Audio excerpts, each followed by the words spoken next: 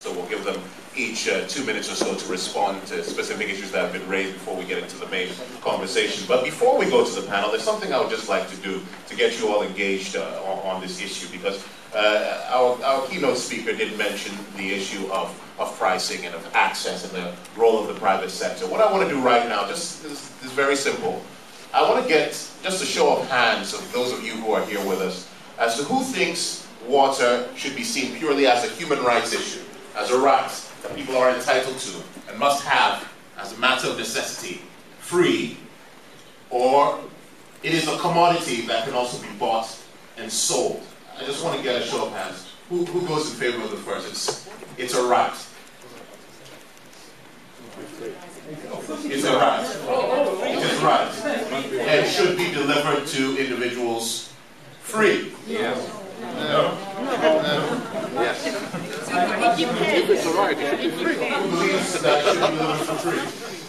I just want to get you all thinking about that issue. Amasha was going to have something to say about that in a moment. I'll come to you. I just wanted to get a sense of what people feel about that issue, because it is hotly debated. It's easy to say, oh, well, you've got to pay for water when you live in a nice city like Lisbon. I wonder what you would say to people who live in rural communities in Africa about that issue. But I'm just putting it out there for now. We'll come back to that subject in just a moment. Well, I'm willing to ask.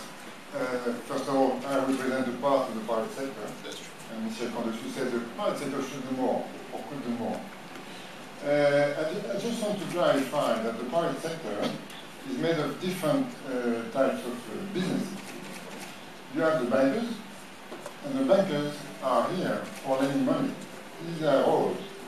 So if you want to borrow more money, you have to organize yourself in order to be able to borrow and reimburse over time. This is not the business I'm representing. I'm heading a federation of companies. These are the private operators. Those companies that operate public services are instructed by government. And in my federation, we have companies in many countries, including in Africa.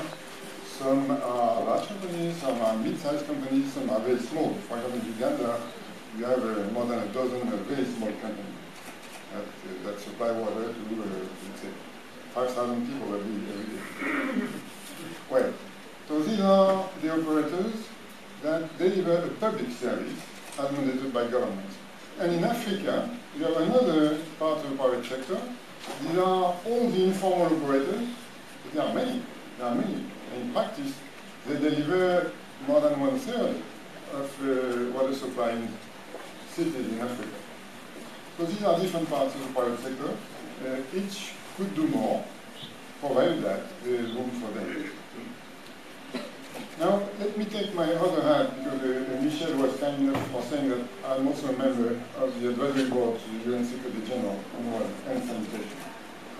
I just want to say something that became clear to us, which is that the needs for access to water and access to sanitation are currently underestimated by the global community.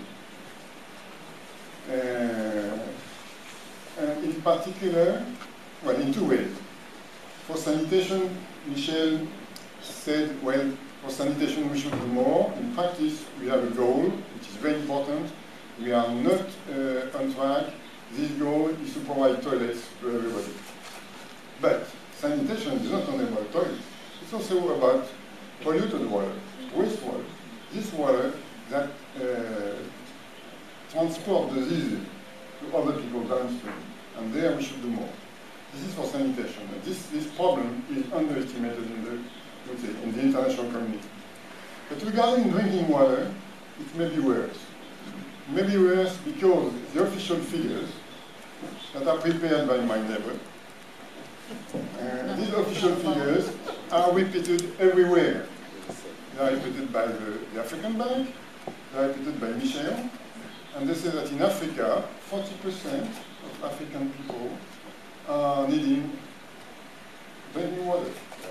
This is what he said. This is what I could see in many papers. This is not the figure that people who prepare statistics are built. I say that to Clarissa will contradict me. I know exactly what they are doing. They have said that 40% of African people are not having access to improved water sources, which is not the same at all. It says more or less that 40% of people in Africa are sharing their water resources with animals. This is what it says, and this is terrible because it provides room for contamination from animals. But the other 60% are not on the safe side.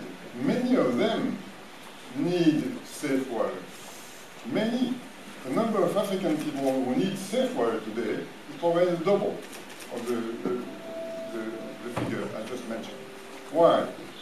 Because many are using standpipes or protected wells, which are protected from animals, but from all the other contaminations, and the water cannot be maybe unsafe.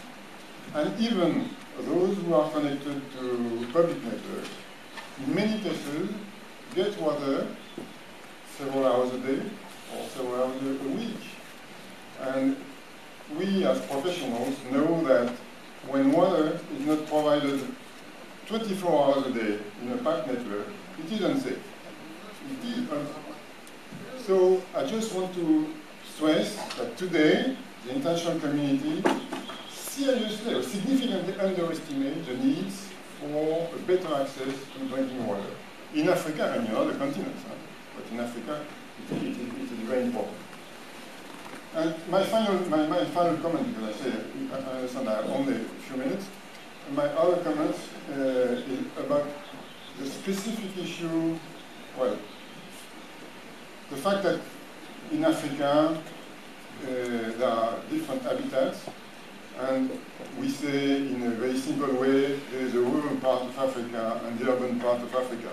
And you know that this is very well, administrative. In many parts of Africa, you don't really know if you are in an urban or rural place. Anyway, what is important is that the public policies do more in both parts. Rural Africa is a place where most of the needs are. And there, happily, because of the current efforts, there is some progress, definitely. Not enough, but there is some progress. In the urban part of Africa, unfortunately, there is no progress. The number of people without access to any kind of service, can be access to tap water, it can be access to improved water sources. The number of people in cities in Africa without this type of access has increased in the past 10 years. And if you only look at tap water, the figures I could extract from the official UN statistics are absolutely scary.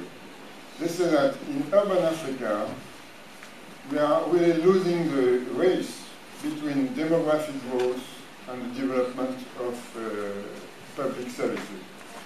The